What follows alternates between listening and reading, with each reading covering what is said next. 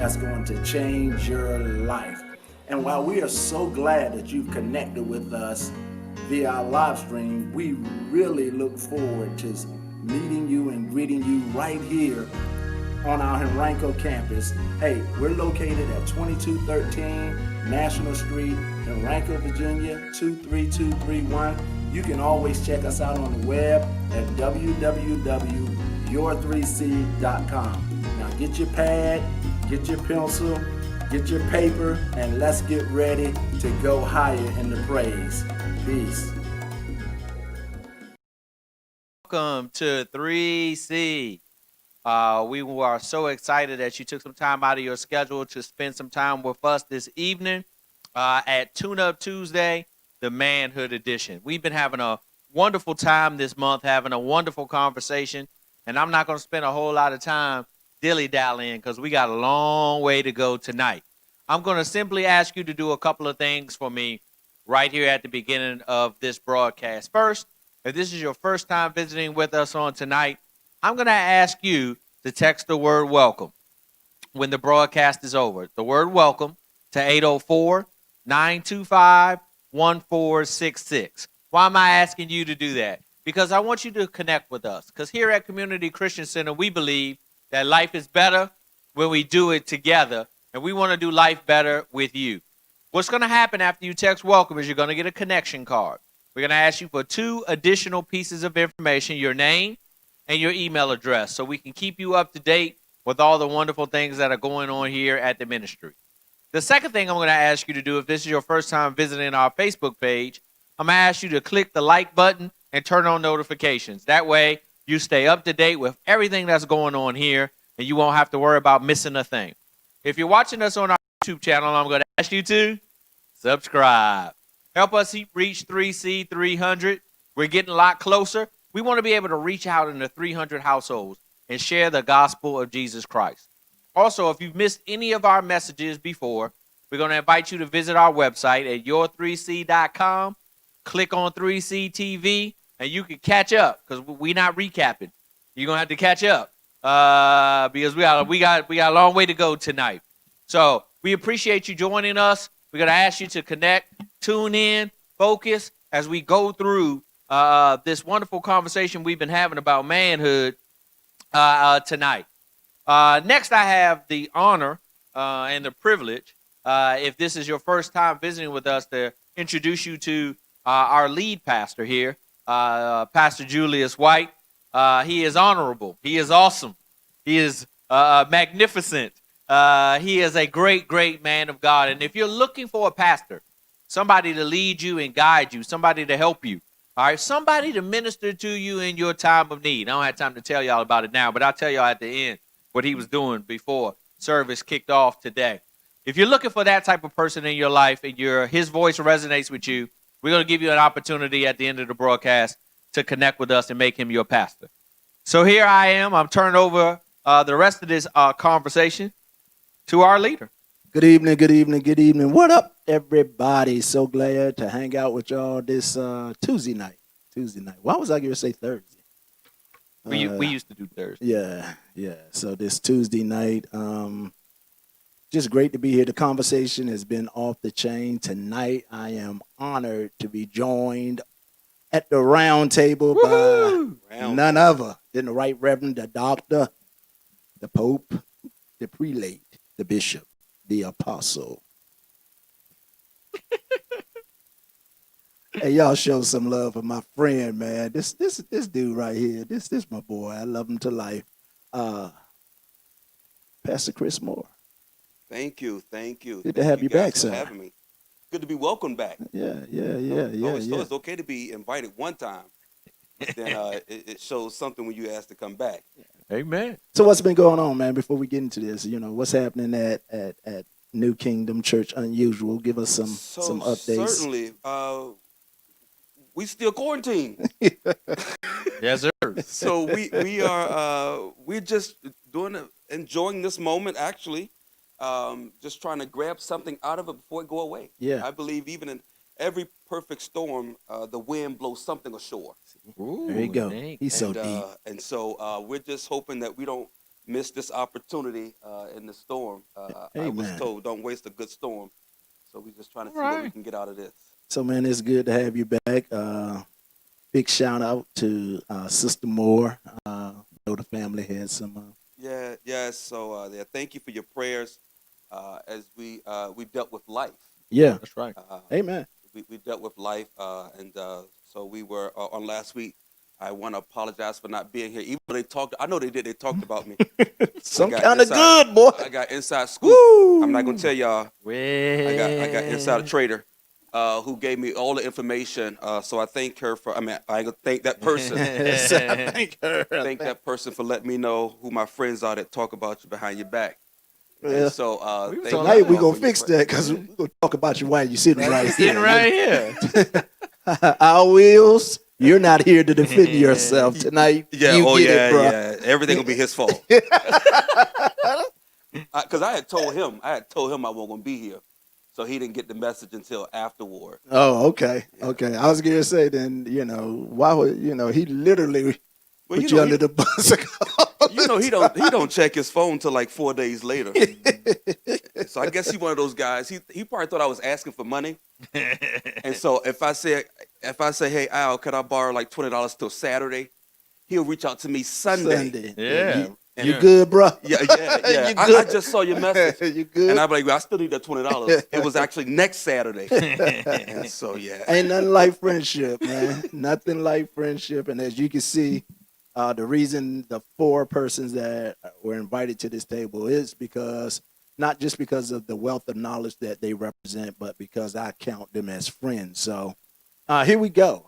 So we've been in this all month long. We've been in this great conversation dealing with manhood. And I was so excited when the Lord put this on my heart because I wanted to break the fallacies of what real biblical manhood is. And big ups to Pastor Fred Wyatt. If you heard him this past weekend on the radio, exactly what we've been talking about was his message. So it was just like confirmation. But I wanted to have this dialogue because, again, like I said, I wanted to break those fallacies of what real manhood is versus all the myths that are out there. That's right. Certainly. And so in doing so, the first thing that we saw that needed was to try to get a true working definition of manhood. And in doing so, we came up with 4 principles of manhood. And we said manhood was maturity and accountability and integrity and leadership. Mm-hmm. And we spent the past 3 weeks, right? 3 weeks. 2 weeks. Because It's 3. 3. Three. Thank you. Dealing with manhood, maturity, accountability. Mm-hmm. And tonight we're going to take this conversation deep. Yeah. Because we're going to start talking about integrity. Yeah, I missed the wrong week. I missed the wrong week. I was trying to miss this week. Mm-hmm. Yeah. But Y'all see what we have to deal with, man. So integrity. Here we go. So this is your word. This is my word, man. And this is my word for a particular reason because, like Chris was saying jokingly, this was probably my worst point, was being integral. I couldn't keep my word to keep Christ off the cross, man. And it wasn't intentional. mm-hmm. It was just the other pieces were missing, the maturity, the accountability. Right. And if the maturity and the accountability is missing from your life, living an integral life is going to be doggone near impossible. That's right. Because Wow. key elements of integrity is the maturity and the accountability. Yeah. I was horrible. Mm-hmm. I know you said yours jokingly, but I'm just being No, honest. there's some truth in every joke. So sometimes there's some truth in every joke. Hey, So, it's funny now. yeah. It's and so for me, it's still the place that I challenge myself is Mhm. to be integral, that your words identify your behaviors and your behaviors, fulfill your word. Mm-hmm. That's my simple definition of integrity. Do what you say what you do, and it should all look the same, whether you're on a public platform or in a private place. That's right. Many say that your image Mhm. is what other people see or See. say about you. That's right. But your character or your integrity is who you really are. That's right. Certainly. And certainly. for me, I had that fake it till you make it thing. So I was Mhm. trying to put the good front on and had gotten pretty good at it, honestly. But the truth is, I was failing in the area of being integral. And it caused me to fail in some areas of being a husband, in the areas of being a father, in the area of being a leader in my home. Yeah. And it was because I did not know how to live a life of integrity. It's not because I didn't desire it. I literally did not have Mhm. the skill set. That's right. That's Because, right. it is a skill That's right. to live a life of integrity. And because of that, man, it cost me a lot of pain, hurt, and loss. Mhm. I lost a lot of time. Mm-hmm. I cost a lot of pain. Yeah. And I lost a lot of money That's right. because I lacked integrity. Yeah. And I think what you understand, as you mature is that this is a baseline that runs in every area of your Oh, life. most definitely. Yeah, certainly. You're absolutely And, right. and that there is no area of your life that does not require a level Mhm. of integrity. So let's just take it further. Pastor C, come on, give me something. Integrity. But when I think of integrity, I look at you can't see a person's heart. Mhm. You can't see a person's heart, but you can hear what's on their heart by what come out of their mouth. That's true. You can't see a person's heart, but you can see what's in their heart by how they respond. Mm. So I equate that, and I could be wrong, but I equate that with integrity. You can't see integrity, That's right. Right. That's Right. but you see character. Mm-hmm. Mm. And so integrity That's good, right? is what do you do when people are not watching? That's right. Yeah. So if integrity is what they're doing when you're not watching, then that means nobody's there to see. Mm-hmm. Mm-hmm. But as you said earlier, integrity is in every area of your life. Right. So, but your character display That's right. what the integral part of your life is. Yeah. So I may not be able to display my integrity, but I display my character, That's right. That's right. which is a mirroring image Mm-hmm. of my integrity. That's Mhm, good. mhm. That's good. So that's what I believe. With Cambridge says the definition: the quality of being honest Right. and having strong moral principles, moral uprightness. Mm. So it's like, what is that? Synonymous to your morals, your values, those things you learn, that your upbringing, That's right. or the lack thereof. I think, and I was kind of toiling with this, and I figure I'd come around with smart people tonight who could unpack this. Sometimes when we say integrity, the first thing comes to mind, the good. Okay. But is that bad integrity? Mm. I don't know. I figure Would it be bad integrity or or the lack thereof? thereof. Okay, so yeah. So the lack thereof. Right. Yeah. So that means that because if you question a person's integrity, then that means you're questioning whether it's good or bad, or so do you have it or you don't. Right. Right. Right. So that's I was kind of toying with that earlier today. With integrity, it's oneness, being one, that one person in different places. Yeah. Yeah. Yeah. Being the That's same good. person. That's right. Wherever you go. And so I can walk in 20 rooms. That's right. So do I transform in those rooms? Mm-hmm. Am I a thermometer or a thermostat when I walk into those rooms? Oh, you're preaching good now. Yeah, I'm making up for last week. So We still gonna make jokes at you. so I think integrity is like it determines, are you a thermostat or thermometer? That's right. So the oneness can adjust the temperature, or the lack of oneness can fluctuate or adjust to the temperature. That's right. Right. That's So yeah, right. that's all I got for right now. So You know. that's good. Though. That was That's good. That's was real good. good. Go ahead, Jay. When I was a young man, I thought integrity was all about doing what you say you're gonna do. Mm-hmm. Right. And I finally got to that point in my life where it was like, okay, I'm not saying it out my mouth unless I know for sure that I can do it. And then as I got a little older, I began to realize that there are things that are out of your control. Mhm. So sometimes you're going to say things that you believe that you can do, that you can't actually get them done. So what I began to realize about my integrity was it was the intent of what I said Ooh. that I was going to do. Right? Ooh, that's Right? That's good. That's good, sir. And I began to recognize that was the difference, right? Mhm. Because I can't control all of the circumstances in life, right? But my intention was to accomplish what I set my words to accomplish. But sometimes I said stuff I knew full well I ain't had no intentions on accomplishing it when I said it out my mouth, right? So then I began to realize that, hold up, it really, my integrity, like you said, my character I present to people. Mm-hmm. But my integrity is really an internal conversation, right? Wow, it starts right there with me, right? Because you, like you said, you don't know my heart, right? I knew I was lying when I looked you in the face and told you that I was going to do that, right?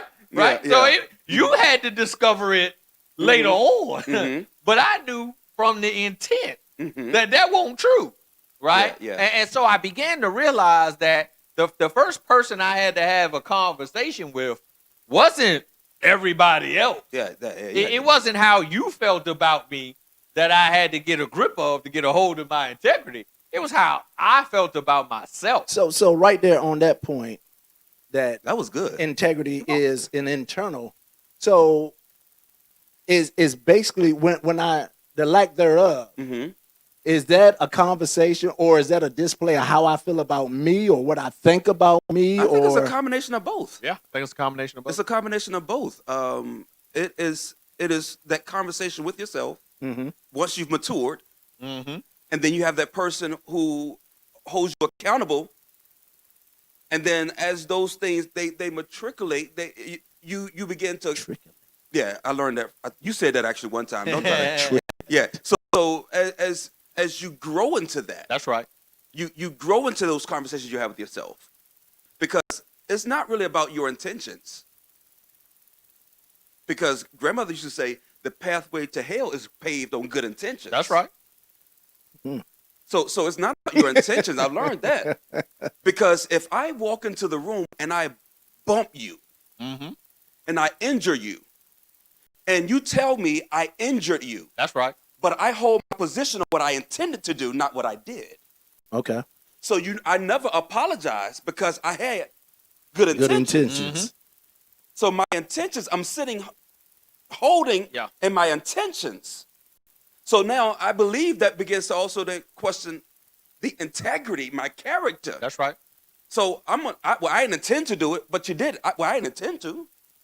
And so, okay, you were about to say something. Well, I was going where you were with intentions because, see, like a lot of times until my maturity comes, I think my integrity is other people, right? I was about to throw this bottle of water at you. And so I say Man, stuff like, good. I didn't intend to, right? But what accountability taught me was, right, I have responsibility. I have, I'm accountable for my actions. The accountability piece of integrity is ownership. That's right. Yes, and it never moves away from it never ownership. moves away. Yeah. So even though my intentions, or I never intended to bump you, I nor take ownership you, for what I did. take ownership of Exactly. it. Yes, and yes. that's my integrity And that's coming your to the integrity. forefront. That's is right. that the truth is I didn't intend to That's do right. it, but the fact that I did do it, and it injured you, my integrity says own that, and That's then right. watch this, not just own it, make it right. There you go. Yeah. Man, that's good. You know what I'm saying? Because that's the next piece of it. It is, because then integrity has to become a verb. There is an action, That's a right. corresponding Yeah, action that's it, yeah. that comes with my ownership. But it flows from my maturity. The reason I can take that action or that ownership is because I've matured in this area. And even though, again, never by intent, it's still, I understand I caused it. Yeah. Because when you're young, it's external, right? I did that because of X, Y. It's everybody else's fault. Everybody else's else's fault. I meant it's to do that. situational, or it's my response, or Yeah. it was my emotional moment, but for me, even to the day, I hold my level of integrity towards my marriage based upon my failing in marriage. There you go. Yeah. You get what I'm saying? Totally. So those failures hold me accountable Mm-hmm. and cause me to act in integrity That's right. because I don't want to cause the injury again. Mm-hmm. Now watch this. That don't stop all the outside influences or the outside temptations or That's the right. outside Yes, lust yes, or the yes. outside desires or the thoughts that enter my head. Yep. None of that stops. This is what I want you guys to get out there. It doesn't matter what seat you're sitting in. None of that stops. The question or the level of control and discipline now comes through your maturity, your accountability, and your integrity, and not your integrity to your wife first, your integrity to yourself first. Yes. Because you made a vow. Mhm. You made a commitment. And so when you break that, you don't break it to her first. That's right. You break it within yourself first. Because now these are a lot of rabbit trails we can go down. We gotta so when you think about marriage, the problem I think when we talk about accountability and integrity, in order to make it right with them and to acknowledge it, again, starting with self. If the problem is that we think that you got to bring your half of self Yeah. with the other half a person to make whole. And then what happens is that you're waiting for somebody else to complete you. That's right. And so what ends up happening is that you are projecting. So I could choose what half I want to accept. Yeah, that's right. That's right. So therefore, I can't. I'm not going to be accountable. And then talking about guys, that maturity, that accountability, and that integrity. So then, if we're not whole, then therefore we can't bring the whole us and be accountable. That's right.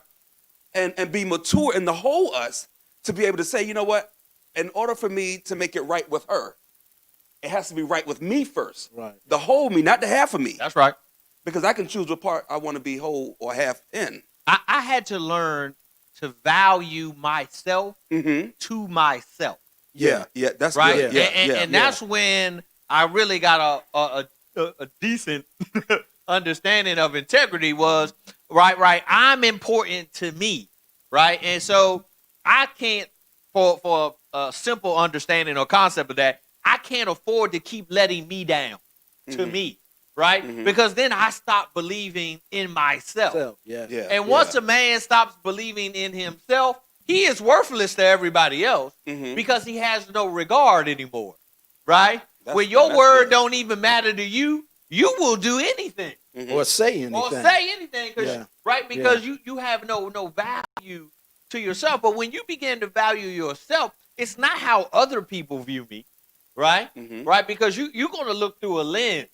When you look at me, it's how I view me. Yeah. And then it's if I let that out of my mouth, I'm holding myself to that accountable level because of that. The good thing about that is how other people view you becomes your measurement of how well I'm projecting who I truly am. Yeah. Yeah. You get what I'm saying? So if there is the proper response to what you're projecting, then you know that at least I'm on point or I'm headed in the direction of being the man that I'm desiring to be. Yeah. If there's a total disregard or a total miss, then you know what I'm saying? It's not, and we skew it because we're so used to blaming everybody else for what they've received instead of owning what we're projecting. Yeah. But if I miss it, then my first question is not to the hearer, but to the voice. Like, okay, am I projecting what I want people to see about me? That's right. To receive about me. So, because what I can't do is I can't take ownership of all of what you hear, but I definitely can take ownership of everything I say and what I'm projecting and how I'm fulfilling that. So the mission does become a me first mission if when you want to live in integrity. It's me first. My behaviors didn't change in my marriage until I began to deal with me. Yep. Yeah. So until I went and sat down and got counseling to understand why my behaviors were what they were. Because the truth is, when I said, why did you do that? And I looked at her and say, I don't know. I don't know. Yeah. You It wasn't wasn't lying. a cover up. It was the truth that Mhm. I didn't know. I didn't understand Mhm. why I was projecting or why Right. I was manifesting, Yep. And when I went back and I got counseling, I sat down and I worked through some painful years. When I worked through the things that were really bothering me, when I worked through my daddy issues, Mm-hmm. they helped me now to take a different look at myself and begin to become accountable. And it allowed me to get on a pathway of maturity that says, I got to own this. And in owning this, watch this, now I got to correct this. Yeah. So yeah, not only yeah. do I have to correct it with my wife, but I had two daughters Mhm. That's right. who had saw this behavior modeled. Yeah. No, you got to get this. That's right. Yeah. So in my modeling that behavior was literally teaching my daughters that this is good and acceptable. This is Acceptable, how a yeah, man uh-huh. Yeah. relates. Right. Mhm. Right. This is what a man looks like. So now Yeah. apologizing to Karen or trying to fix it to Karen is one thing. Modeling, going to my daughters, setting them down, That's right. Mhm. and apologizing, repenting to them, and then, beginning to project Repair. something totally different and repair the damage I'd done was something totally different. But watch this. I can't say I'm a man. I can't say I'm the leader of my house until I lead first there in ownership, accountability, responsibility, and then the corrective action. Yeah. That's good. When you look up integrity, one of the words that pop up is integrated with oneself. Mm-hmm. Integrated with oneself. Wholeness, oneness. Yeah. And what's interesting is that it is not integrated with other people, not oneness with other people, That's right. No. not wholeness with other people. Self. Yeah. Integrity starts internal. Yeah. Because just like, again, the heart, I can't see the heart, but you can see what the mouth says. Yeah. And so therefore, my character is a display, is displaying a mirror of what's inside my integrity. That's the oneness. Am I integrated Yeah. with me? Am I one with me? Jay, you brought up a great point earlier when we were talking about image. Mhm. Here's the trouble with image. Image is great as long as everything is fine. Right. But if Ooh, you yeah, put enough yeah. pressure on image, character will show up, Mhm. right? Mhm. And your character is your integrity feeds Yeah. your character, right? Mhm. So as long as all that fake it to make it, as long as I can keep all them balls in the In air, the air, right, right. My character, my integrity never came into play. But when something happened and now I can't pay that bill, Mhm. and then I couldn't pay that bill, Yeah, and then I yeah, couldn't yeah, pay yeah. that bill, right? And now, the people calling. Mhm. And after they start calling, they get to knocking on the door. When all of those stuff, and I can't keep that image up anymore, and there's enough pressure on your image, Mhm. your image will crack. And your character and It's- your integrity It's funny that you will said show that itself. because, you think about famous people, they have image consultants that Yeah. are there to repair Yeah. the image. You know what I'm saying? Oh, yeah. When the image They is say dumb flawed or, They'll give you a nice immediately script to say. the team Yeah, give rallies. you a nice apology. Yeah, the team rallies I've seen a lot to of those protect the recently. image. I've seen a lot of those recently with celebrities, Yeah. and even with pastors. Yeah. But I digress. Go ahead. No. Here's what a point, because we're talking about this process to manhood, and I want to encourage single moms right here, is that a lot of times, and my mom did it for a minute, and thank God for it shifted and how she began to deal with me and raise me, is that moms have a tendency to protect those boys. Mm-hmm. Mm-hmm. And watch this, in protecting them, they want to cover. Yeah. And in that covering, they sometimes give them this out of being accountable and responsible Mm-hmm. for behaviors. And they make this thing that his daddy not there, so he's acting out, which, watch this, may be true. But the integral piece says that even though he acting out, I got to teach him how to own that. That's right. Yeah. And I got to teach him how to properly respond to that. Because if I don't, what he's going to do is develop that as a skill set of never acting in integrity, but living in his image. That's right. So watch. He'll always look for the excuse or the easy out or the thing that covers him. So he never has to deal with the ownership, the accountability, and the responsibility of his behaviors. And where you're trying to protect him to mature, you're stopping him, or you're delaying that process that causes him to mature. That's right. Because his maturity sometimes happens in his struggle. Now, I'm not saying, let him ultimately do something that destroys himself, but what he's doing, you can guide him through it, but at a certain point, you got to let him feel and take that ownership of those decisions that he's making, because they help him to develop his level or a level of integrity, because he understands that I did it. Case in point, sons go out, they make children, and then mama step in and she takes the ownership and the responsibility of the child making. He's still playing games. Mama trying to figure out how to get Pampers, how to get formula, and everything else. He's trying to figure out how to get the next pair of Jordans. Yeah. He's trying to figure out how to get the next NBA 2K or whatever it is. You have to forgive me. I never played the game at all. So you sound good. Like you had it going. But his focus, you understand what I'm saying? His focus is nowhere near living in this level of integrity because mom has put this baby, it's okay around you. No, it's not.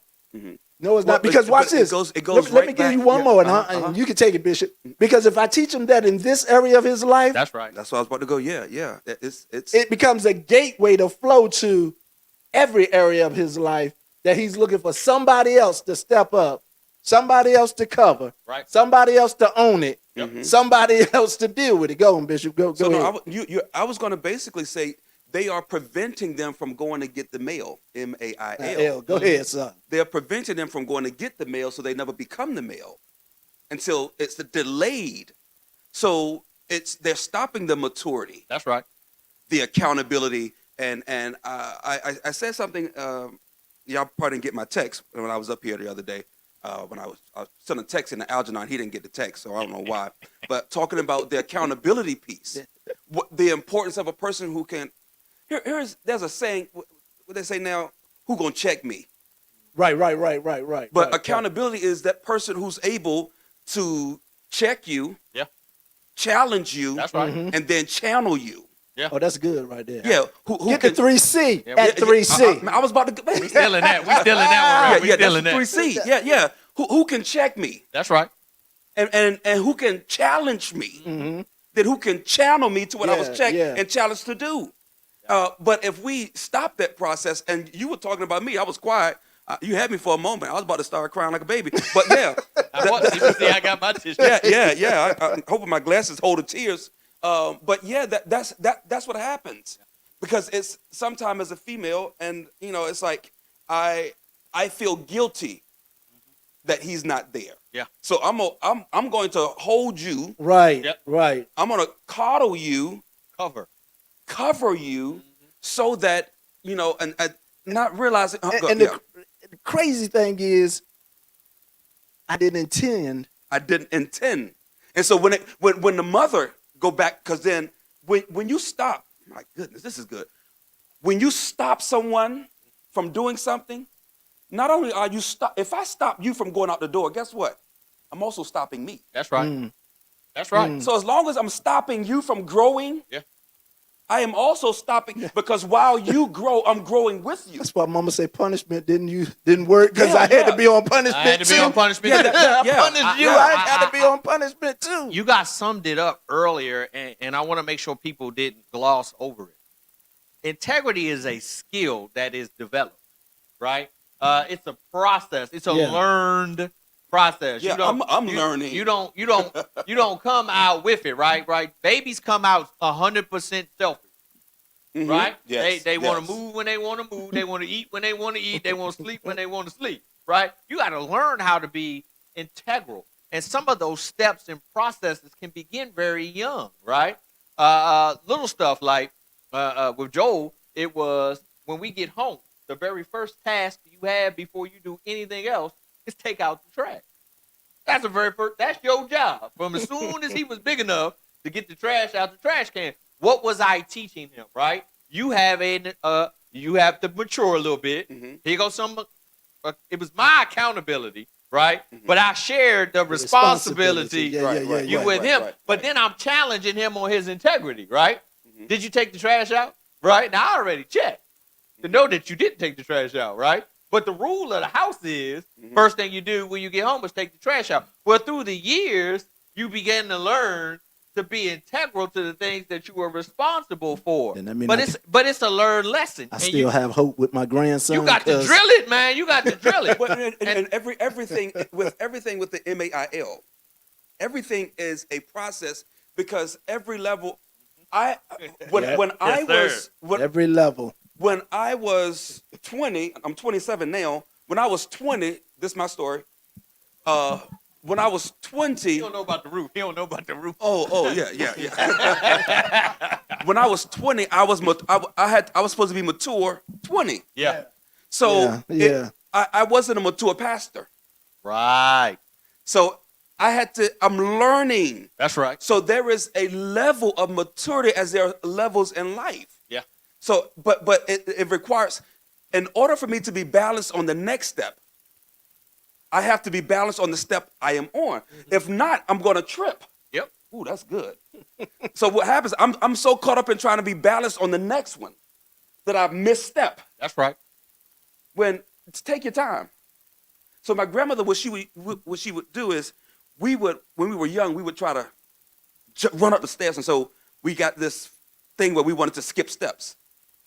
And she would tell us there are 13 steps for a reason. That's Them good, Grandma. Them There grandma. are Grandma, 13 that's good. steps for a reason. Yeah. And what she would do, she would, when she catch us skipping steps, she would say, "Now walk, come back down, go back up, That's Go right. back Do up. it come back down," and she would make us walk up and down That's until right. she got tired. Yeah. But it was so that there is a step. That's right. So you're gonna learn to use each step. Yeah. And so Yeah. as I go through life, I am learning. And when she would do things, she would say this, and I didn't understand it then. She would say, "Life will define it." Oh, most definitely. Truly believe it. And if you did not understand, she said, "Life will define it." And so life has defined those steps. Yeah. Yeah. Yeah. And then she would say something like, "The ground is there to catch you. It's there for a reason." You know, one of the interesting things about it is in developing I'm not gonna catch you. that's right. You're not gonna catch it. In Yeah, the developing ground your is stronger integrity, than I am. we had my basketball coach when I was in high school, and we would in DC, and what we had to do is we had to run 3 miles away from the school, and then of course you had to run the 3 miles back. Now, what you may not know about the District of Columbia is we have this thing called mass transit, right? So you put your little token in, and you could ride the bus, right, up to 3 miles, and you could ride the bus back. Now I did that. yeah, he ain't never run with us, right?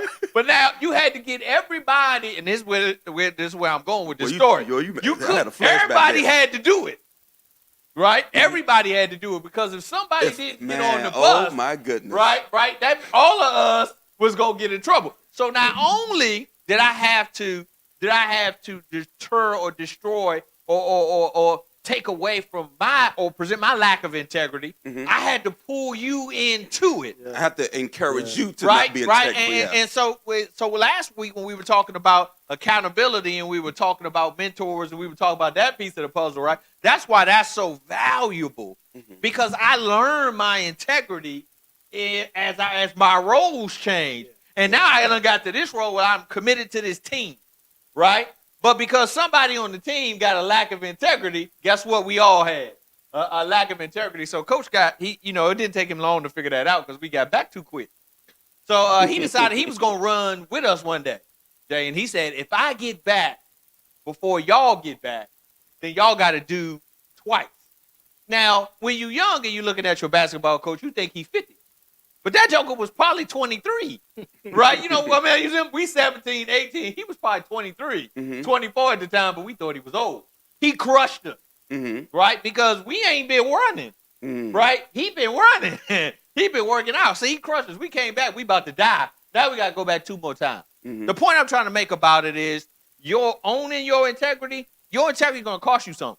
Yeah. Right? And you're going to have to pay the price. More so for lack. The lack thereof. The lack. Yes. It's going to cost you something. There's a cost. You know, and it's a great setback is when you lack integrity in areas of your life. Yeah.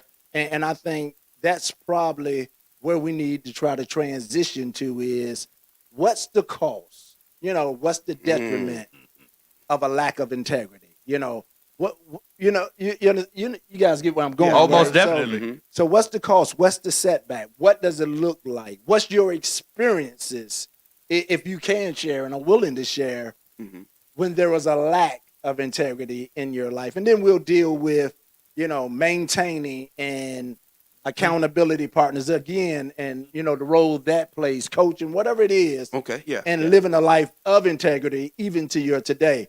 But let's help understand what the detriment looks like when you lack integrity. Let me get mine out first, because then I figure if I get mine out first, then they will remember the last two. They're not going to remember mine. So subscribe to our YouTube channel. So I'll tell you what it costs. Again, there's different areas. If I tell my children, if I'm telling them I'm going to do something, and they see a pattern of it not being done, and then when I mature, and then I decide to be one whole, so now I go to say I'm going to do, and I just need you to know that I'm going to do. Well, you done damaged the trust. Yeah. And so at what point do we come back around and have those conversations and we sit down, and so just trust me now. Just trust I'm going to change. And so what end up happening is that you end up losing trust. Yeah. And so now you've lost time, you've lost trust, and now you've not knowing what else they done picked up, because now I've dropped seeds. That's right. That's right. They've picked that up. And so when it's now reversed, Dad, I'm going to do. Well, why didn't you do? And so they look at you. Well, why didn't you do? So now you got a standoff of the lack of integrity. Yep. Yeah. So now it's painful because what they did now, I'll show you why I didn't do. And they turn the mirror around. That's right. Hard look. And so now you got to take that, right, swallow him like, okay, now ouch. That's only if you're willing to accept it and not project it. That's right. That's right. That own it, that oneness, and it's not easy. No, it's not. It's not easy. Because I can find every reason why I did not. Oh, don't most definitely. Because had you did what you were supposed to do, I would have did what I. So we can do that. We go old and school. The pride, I said so. The pride of I said so. Yeah. Is the dominant. I don't even have to explain myself. You're gonna do it because I said so. Right. In having teens who are watching or in the room, can you go back that far? Like you all are talking about integrity already as men who've gotten to that place. But can you speak to integrity when you were a teenager that now you recognize, but you couldn't in that moment back then? I'll take this one if y'all. Yeah, I got to go. That's a long time. No, go ahead, Jay. So I'm gonna preface this by saying that I might need my tissue when I'm finished. So I already had it. This right here. Give him a towel. My mother died my freshman year in college, and she had been sick, years coming up to that. But she died my freshman year in college, and I'm gonna tell y'all this is 1990. So for y'all young folk, they won't know cell phones, and only really rich people had the internet, right? Right. So okay, it took a little while for communication to travel. I'm in Durham, North Carolina. My family's in DC. And so my mother died my freshman year, and my godbrother came and found me because I was in Chapel Hill, but I went to North Carolina Central. That's another story for another day. Yeah. So my brother came and found me and drove me up to my father's house in Petersburg, and then we went from here back to DC. So I'm back in DC, and we're preparing for my mother's funeral, and we stay up there. We have my mother's funeral, and I look my sister in the face, and I tell my sisters that I love them. And then I don't return to DC for a decade. Wow.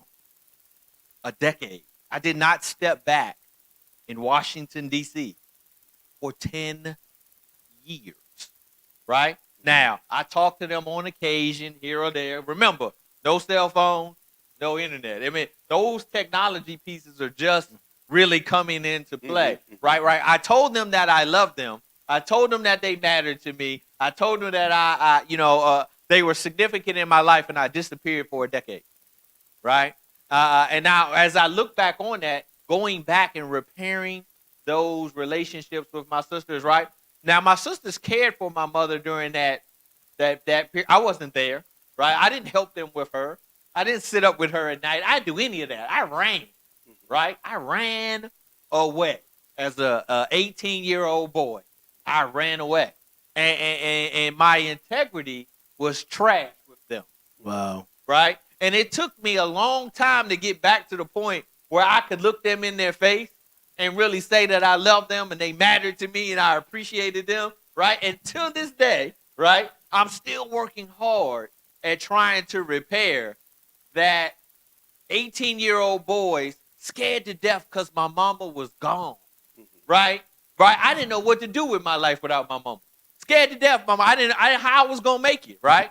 But my lack of integrity pushed my sisters away from me, right? And it took me years to get to the point where I was, able to even, walk in my grandma's house again, right? So I would tell you, young men, learning to grow and develop in your integrity, finding you some mentors, and we're gonna give you some ways to develop there. It's so vital and key because what a lack of integrity will cost you the most are relationships with the people who matter to you. Yeah, that's what I was going to say. It's. I would say to the teenagers, kind of, wow, you cannot regain time. You cannot regain time. You can try to regain the moments in time. Being 27 years old, I can't go back and undo. If only I had two things back. Yes. Stupid money. Yes, sir. And stupid time. Yes, sir. Yes, sir. What would I do with the stupid money that I spent?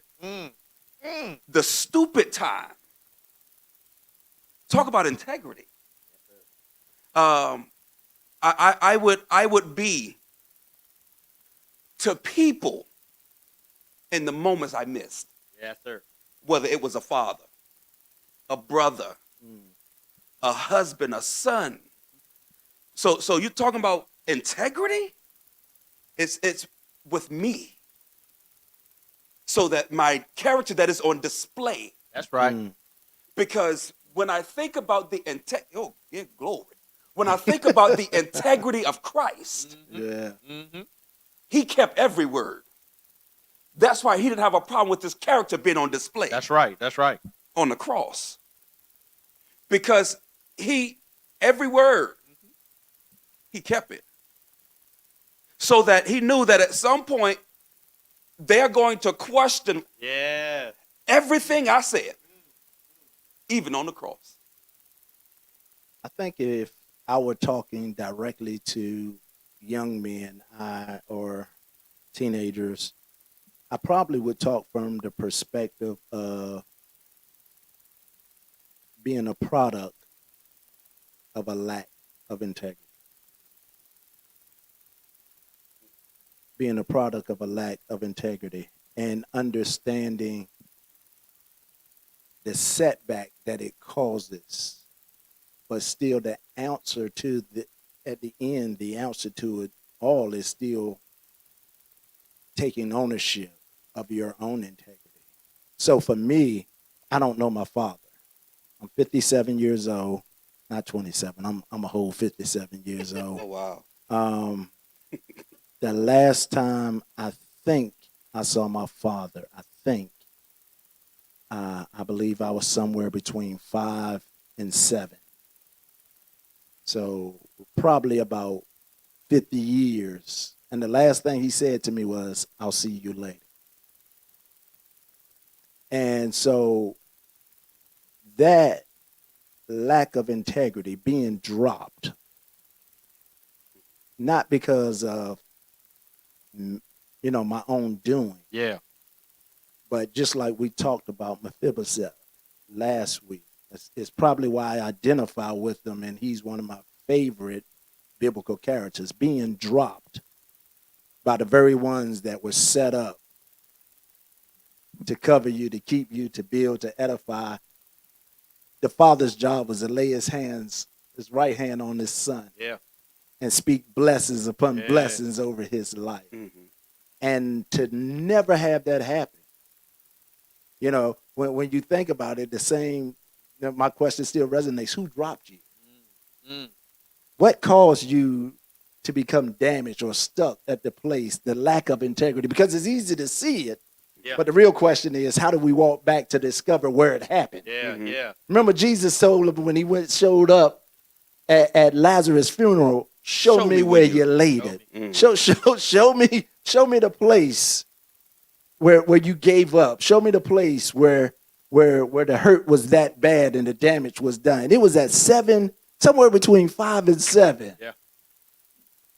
Him never intending, probably, but I became the product of that.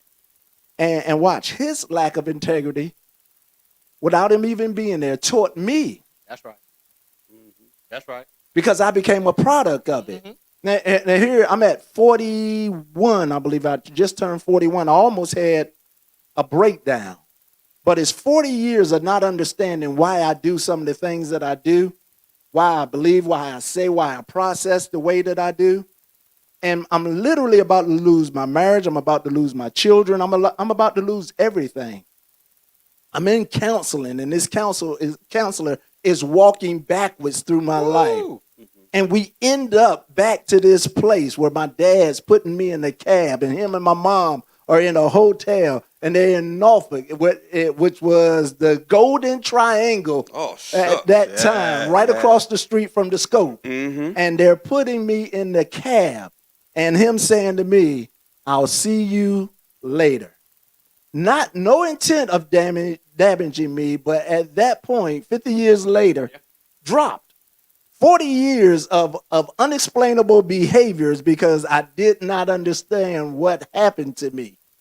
And I'm sitting in counseling. We are walking backwards. We finally get to this place where we're looking at my behaviors, and she's asking me, "Why you do this? Why you do this?" I don't know. What?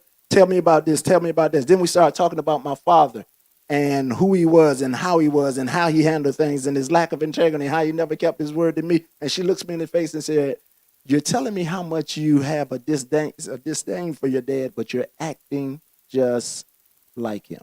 Mm-hmm. And she calls out not just my brokenness, but she calls out my lack Yes, sir. of integrity. Broke down.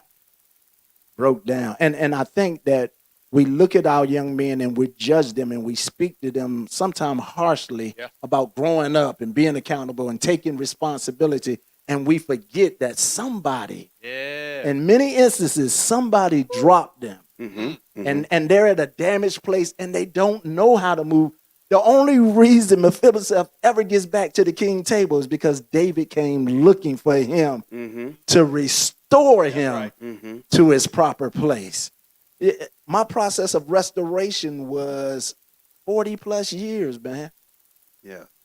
That's 40 plus years, you know. I love that story too. And I love the piece there where she dropped him because she was helping him. Helping him.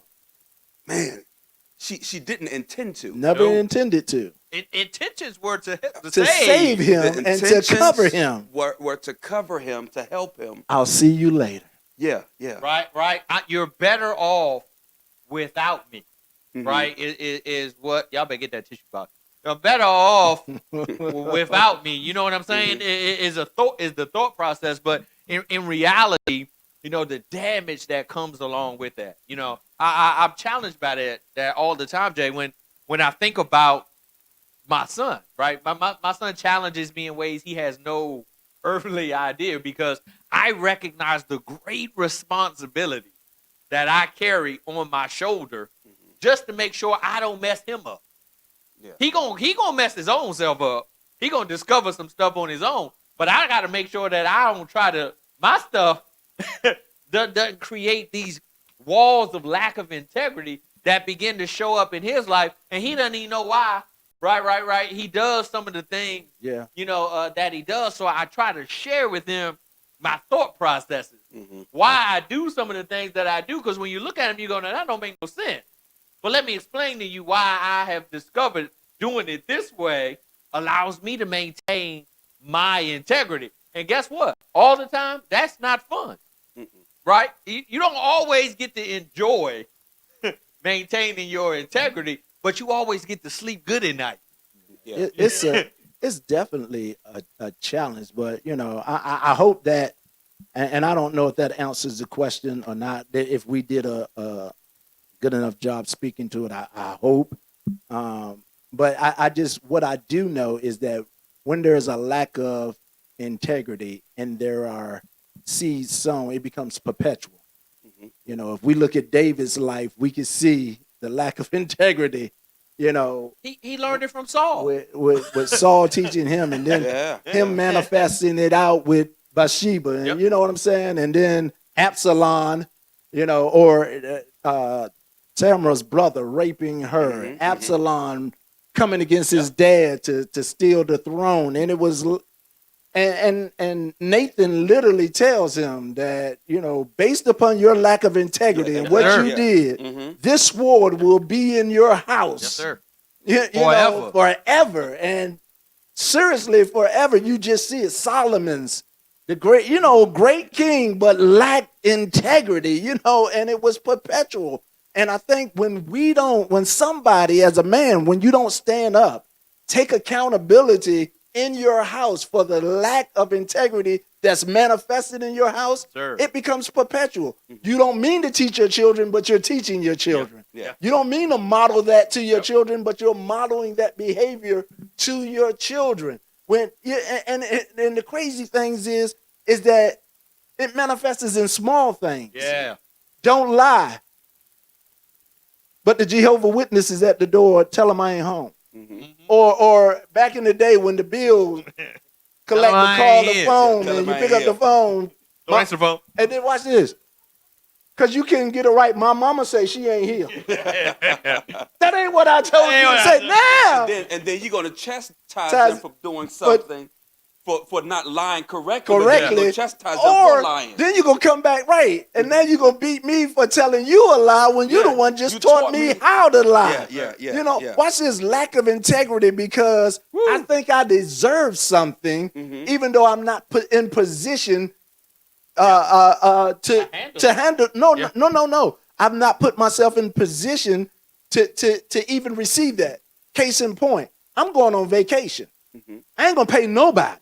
That's right. Because I deserve a vacation. No. You deserve to keep your word to the people that you came into agreement with. There you go. When you put your name on a contract or whatever it was.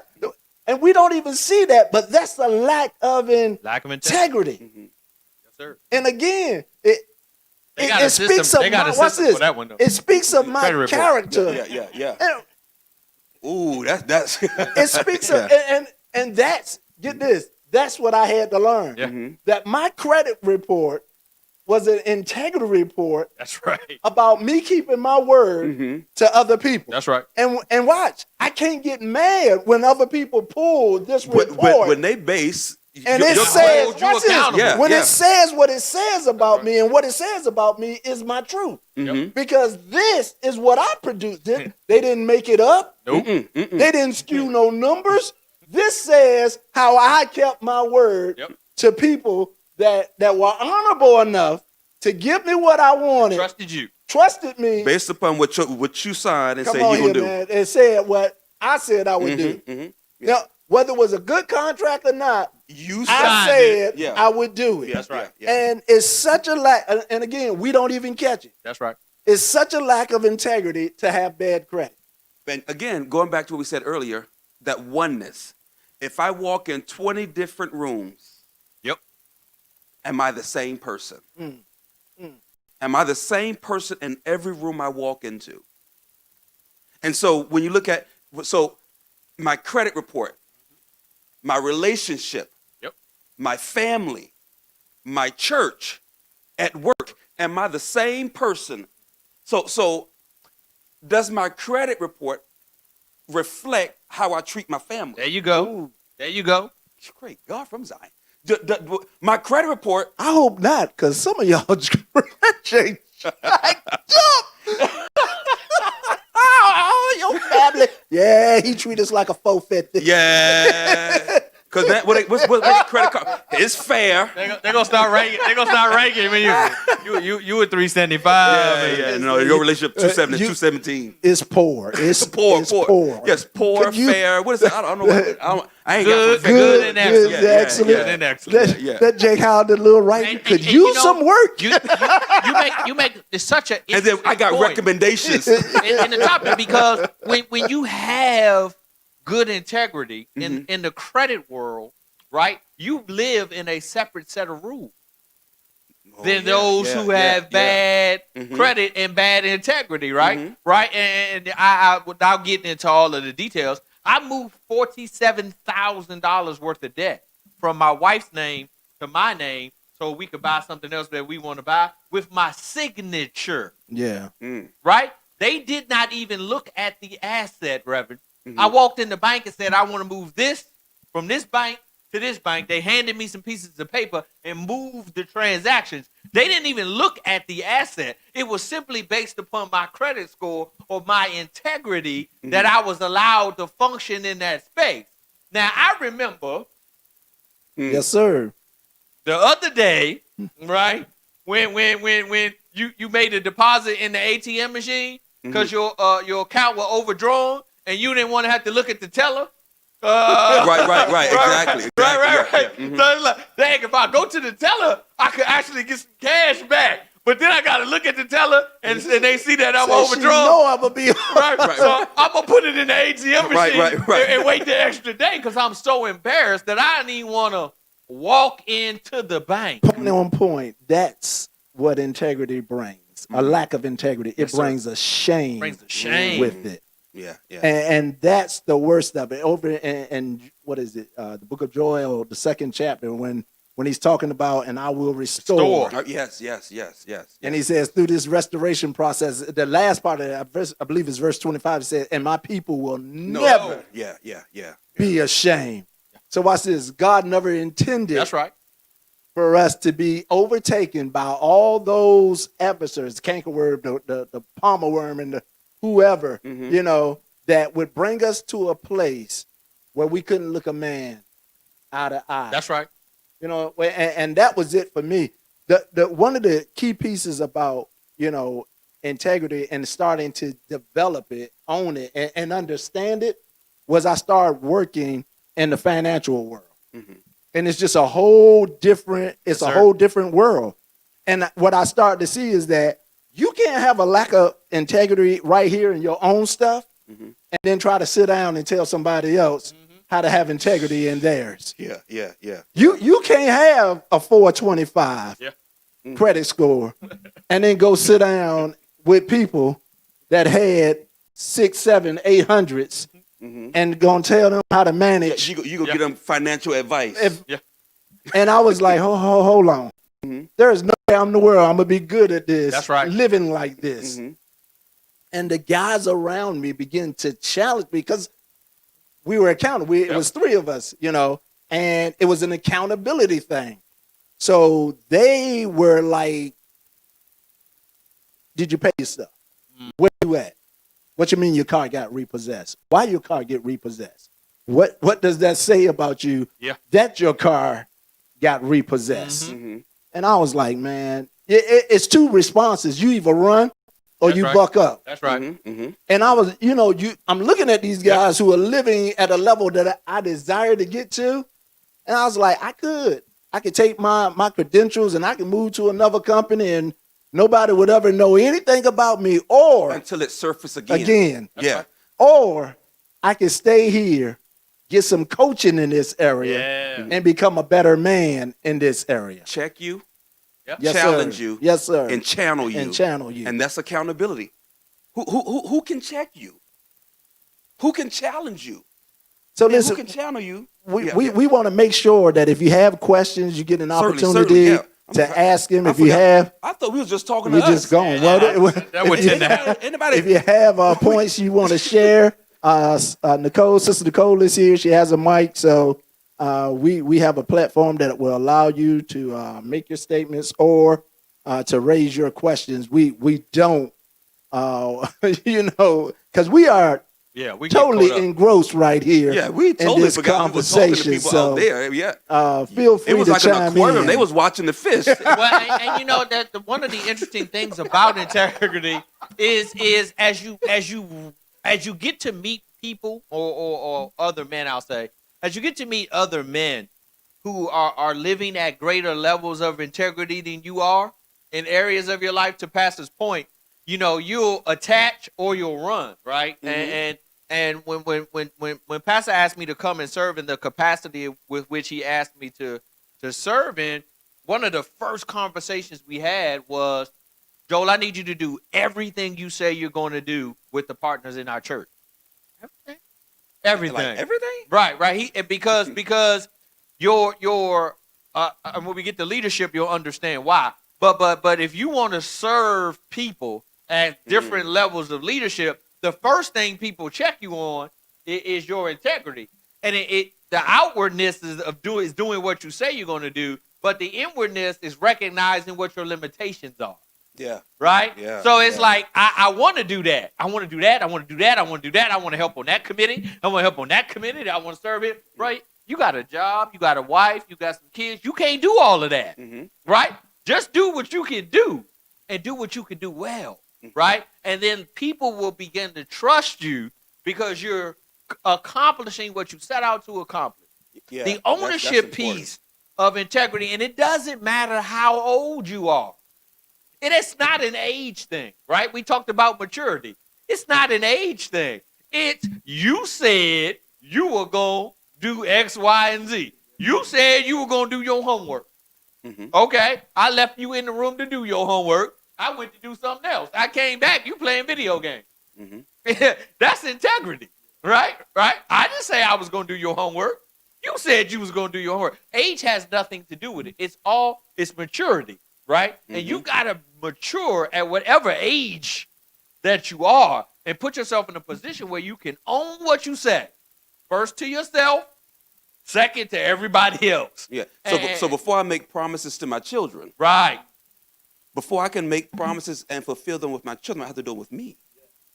Yeah. Yeah, So that's good. you said something, so we got no question, not one? Okay, so either we doing a poor job. Actually says we doing a The good statement job. was that you all are answering them before they're being asked. Oh, okay, I guess we got to be in the class. That's because we was bad. We is prophetic. We is pathetic. I mean, prophetic. Yeah. So what when you were talking, what came to mind is bandwidth. Know your bandwidth. Yes. Talking about integrity, it just came to me when you think about your Wi-Fi. If in this building, know what your capacity is. Yeah. So because I want to be able to know that when I log in, that I can get what you say you can give. That's right. So I have to know what my bandwidth is. That's right. So that I won't be stretched too thin. Right. So right. that those who are trying to log in, they can get what they're supposed to get. Yeah. So in other words, so going back to the question with the teens, dependability. Can people depend on you? That's right. Because if I'm overstretched, then what you're supposed to get in that bandwidth, you don't get it. So if I'm letting my neighbors use my internet, Ooh, that's good. That's good, Reb. if the whole neighborhood got my password, Come on. if the whole neighborhood have access to me, Yeah, those who need it when they come here, they can't get it. that's right. Because if my partners who pay for I participated, I'm supposed to be able to get the bandwidth. Come on. Yeah, yeah. But why do people who they didn't pay for that? Why do they have access? And so there are some people who have access to you who's taking advantage of the bandwidth. And so you're being an octopus. Man, you talking about my And you're first marriage. dropping stuff. Yes, sir. I'm sorry. Go ahead. That was my first marriage, right? I Oh, was she I was, watching? Oh, I go was ahead. 20.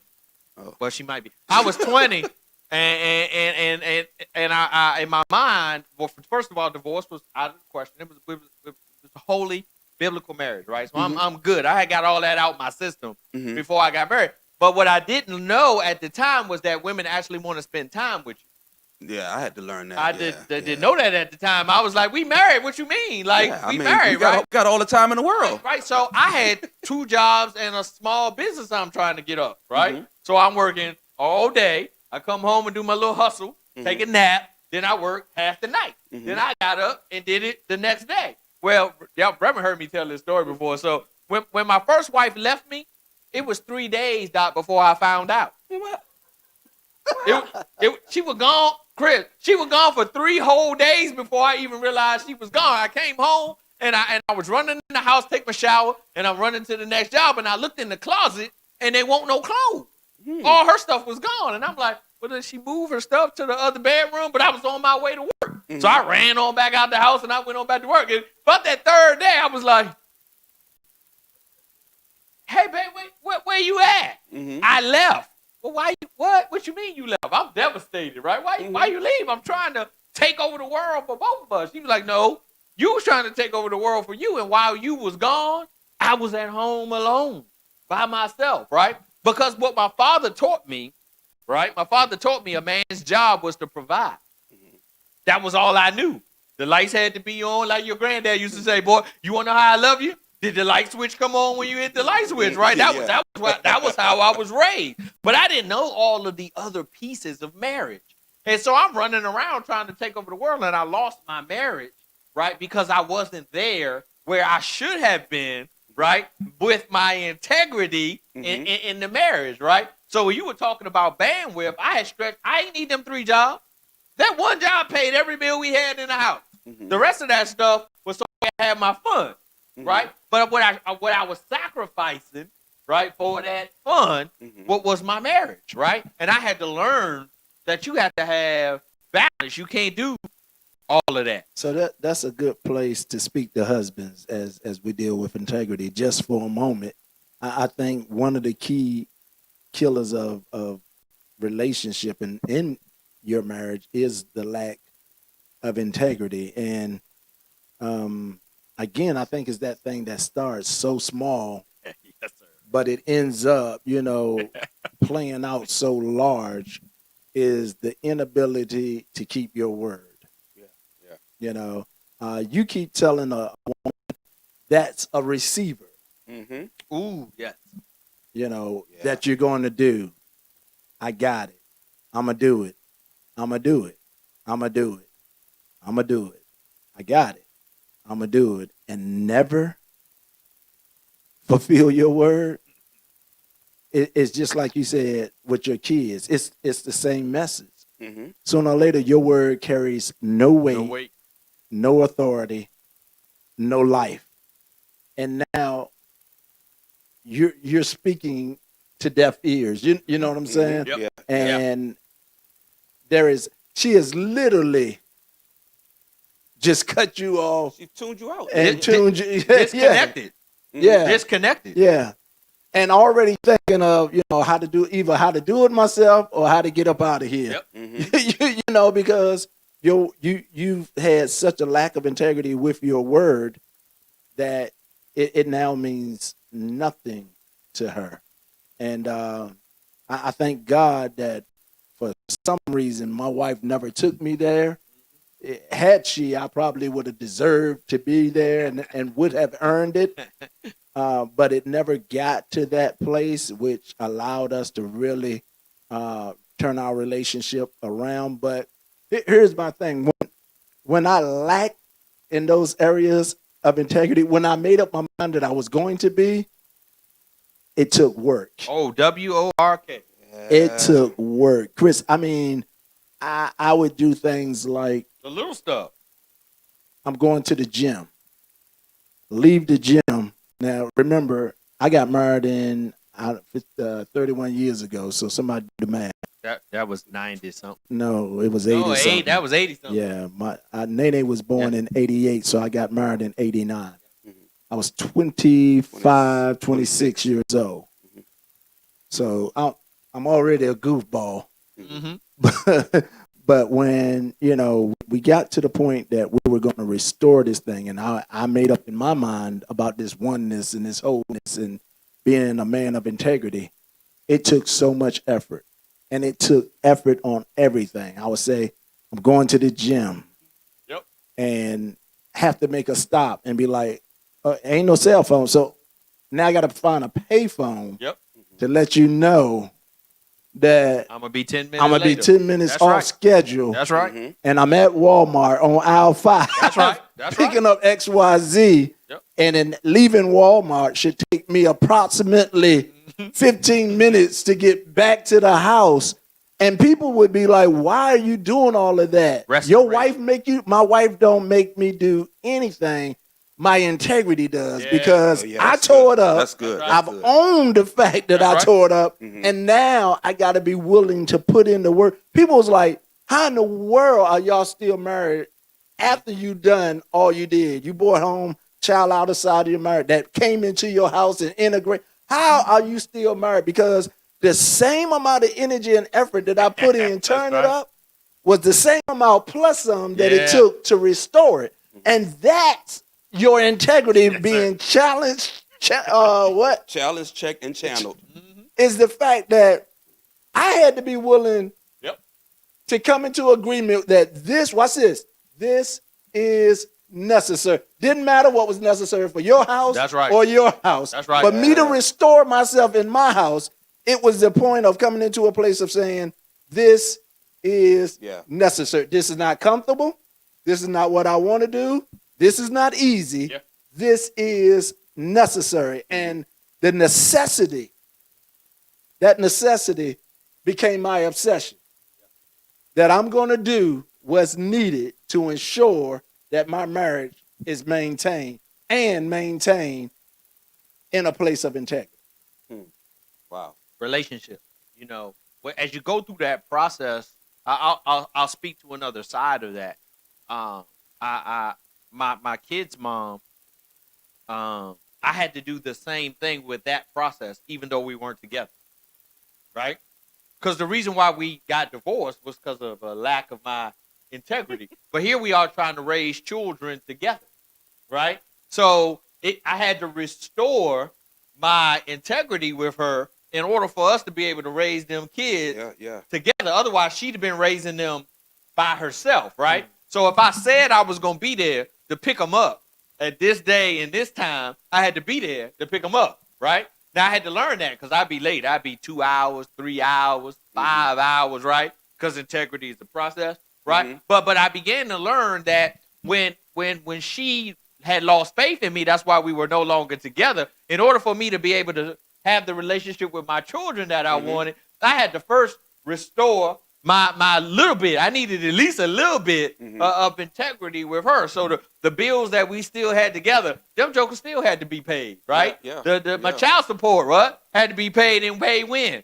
On time, right? Right? If I said I was going to have the kids, I had to have the kids. I couldn't pick them up, keep them an hour, and then drop them back off, right? All of those things that I said I had to do were important, not because I was trying to win her back. That wasn't why it was important. It was important because, one, I needed to protect my relationship with my children, and two, I needed to repair what she was saying about me to my children. And the only way I could do that was to restore some integrity in my relationship with her, and then she began to protect what she would say about me because I was no longer that man. I had become a different man, and so I share with you the cost of a lack of integrity is relationships with the people that matter to you most. Okay, so our time really is about up. So let's prepare to close this out. And we're gonna leave it to you, Pastor. We're gonna flip it to you to give us some last words on integrity. Any takeaways you want to add, and we're going to ask that you lead us in a word of prayer. Well, Pastor Joe's going to give some announcements. I'm going to ask you to lead us in a word of prayer, and we're going to go home. But Okay. You going for the commercial? After you finish Okay. then I'm gonna do the commercial. First, thank you for the opportunity to grow. This is not just to sow into a conversation, but it's to grow from it. Every piece of the mail I need. I am maturing.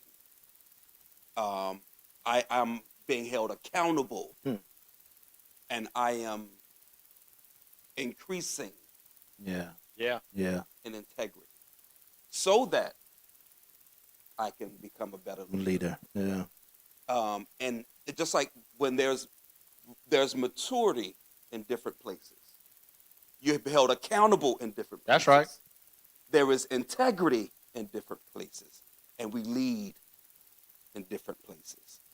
And so when we think about this thing called integrity, again, it is not so much as the other person is just the recipient of who you are to you. that's good. That's it. And to that end, we are in church. We are only recipients That's right. of who Christ was to himself. Come on. And so he kept his word. That's right. Everything he told the disciples, I'm going to. I'm going to. We're going to. Even he said, let's go to the other side. I don't care what comes up between here and the other side. That's right. His word. So there may be a storm between what I say I'm going to do and what I end up doing. Just hold on to. I have to hold on to it. That's right. To encourage those who I said it to. Because had not there been integrity, the disciples wouldn't believe that we're going to get to the other side. Yeah. Most importantly, had there not been integrity, Peter would have got out the boat. That's right. My goodness. Yeah, right. yeah. But his word, if that's you, I'm going to put your integrity on the line. That's right. That's right. Tell me to come. Yeah. And so that's how important your integrity is. Your word will cause people to walk on something they would ordinarily drown in. Come on, man. And that's what I'm learning. Yes, sir. That my children, my sons, could walk in this society that would ordinarily stand on his neck. But my integrity will allow him to know that you can grow in this. Yeah. Yeah.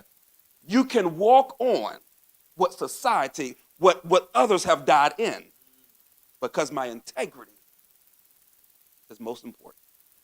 Wow. Thank you so much for spending the evening with us. This has been a wonderful, powerful conversation. We invite you back next Tuesday to get the last part. And don't miss it.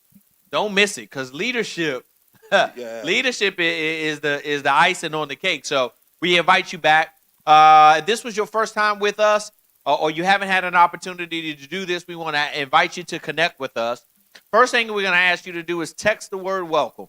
That's welcome to 804-925-1466. You're going to get a connect card. It's going to ask you for 2 additional pieces of information, your name and your email address, because here at 3C, we believe that life is better when we do it together.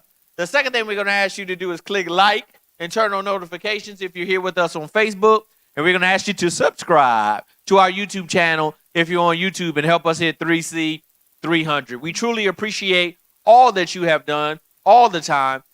We also want to give you an opportunity to sow, because we understand that there are 4 types of giving in the Bible, and the last one is the seed, and the motivation behind it is faith and reward. And if you learn to follow God's steps, right? We were talking about his integrity, and God's integrity was wrapped up in salvation. And because Christ gave his life for us, everything in the Bible is true. I can stand on it. Financially, I can stand on the 4 ways of giving in the Bible. And we invite you to sow seed here in Community Christian Center, which is good soil, reaching out and helping others become changed people, changing people with the love of God.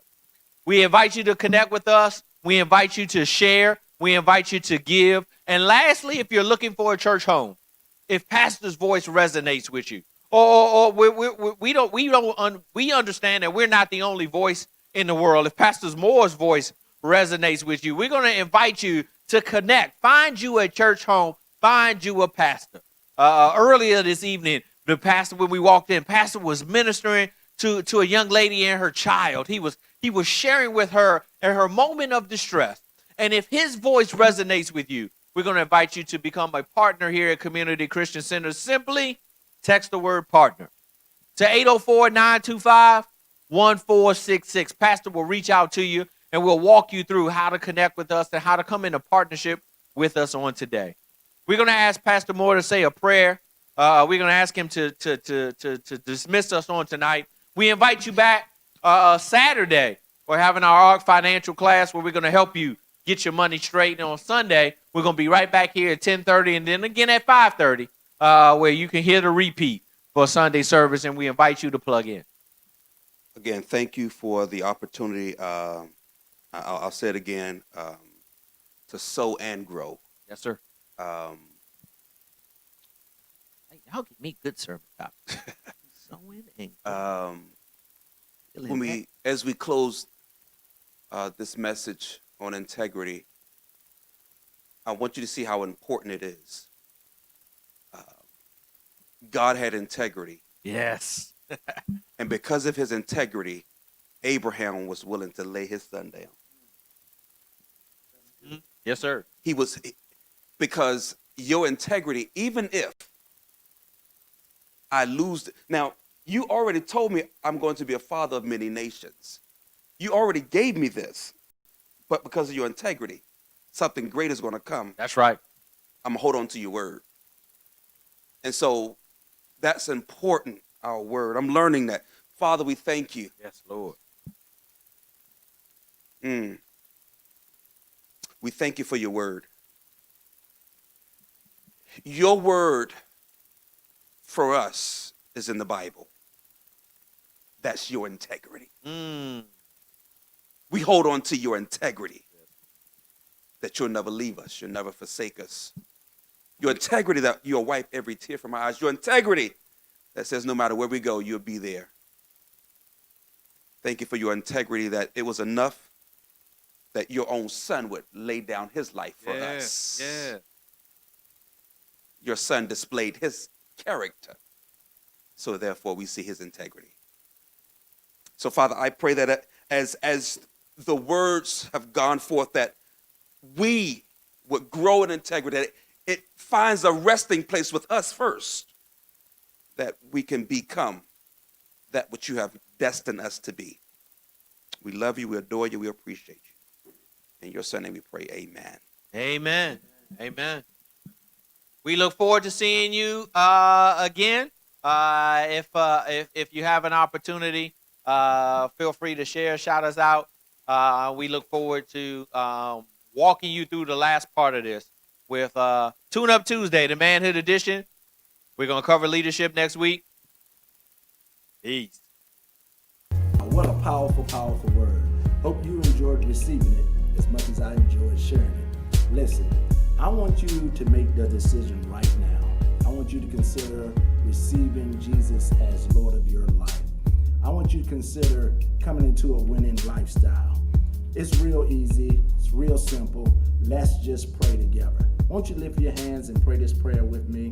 Father God, will you please forgive us for our sins? Will you please forgive us for our trespasses and allow your Holy Spirit to come into us, to sanctify us, and to allow us to become sons and daughters.